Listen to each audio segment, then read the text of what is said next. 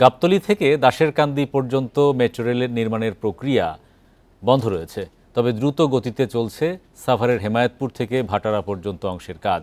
এরই মধ্যে ডিপো তৈরির কাজ শেষ হয়েছে 65%। প্রকল্পের এমডির আশা, সব ঠিক থাকলে 2028 সাল নাগাদ মেট্রো রেলের এই রুটে যাত্রী চলাচল করবে। বান্ডেল থাকলে প্রতি সেনমানিতে টাকা বাঁচবে। বিকাশ সেনমানি বান্ডেল কিনে জিতুন প্রতি লেনদেনে। এমআরটি 6 লাইন যাবে কমলাপুর পর্যন্ত, সেটি এখনও নির্মাণাধীন। আর গাবতলী থেকে আফতাবনগর পর্যন্ত নেওয়া হয় মেট্রো রেলের এমআরটি 5 প্রকল্প। এ রুটে উত্তর ও দক্ষিণ দুটি লাইন পরিকল্পনায় ছিল, কিন্তু বাদ দেওয়া হয়েছে গাবতলী থেকে আফতাবনগর হয়ে দাশেরকান্দি পর্যন্ত লাইন। সাভারের হেমায়েতপুরে তৈরি হচ্ছে ডিপো। উত্তর লাইনে হেমায়েতপুর থেকে ভাটারা রুটে 13 কিলোমিটার পাতাল এবং 6.5 কিলোমিটার উড়াল রেলপথ হবে।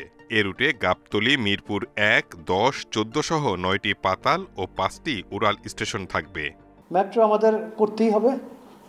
এখন শুধু আমরা যেটা যাচাই বাছাই করছি সেটা হলো যে কত কম খরচে বাংলাদেশ জনগণকে মেট্রো ডেলিভারি করা যায়। এখন পর্যন্ত প্রায় 65% ফিজিক্যাল প্রোগ্রেস হয়েছে এবং এটা এক্সপেক্টেড টাইম হলো জুন 2027-এ হ্যান্ডওভার করবে।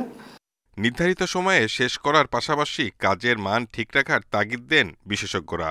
এটা টেম্পারমেন্টটা বুঝতে হবে, সময়াবদ্ধভাবে কাজ করার জন্য তাদের কৌশলী হতে হবে, আরও বেশি নজর দিতে হবে এবং সমন্বিত উন্নয়নের ফ্রেমওয়ার্কে যেতে হবে।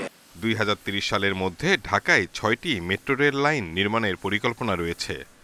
মেট্রো রেলের এমআরটি 5-এর ডিপোর মাটি প্রস্তুতের কাজ প্রায় শেষ পর্যায়ে। এরপরে শুরু হবে অবকাঠামো, বৈদ্যুতিক লাইন ও ভায়াডাক তৈরির কাজ।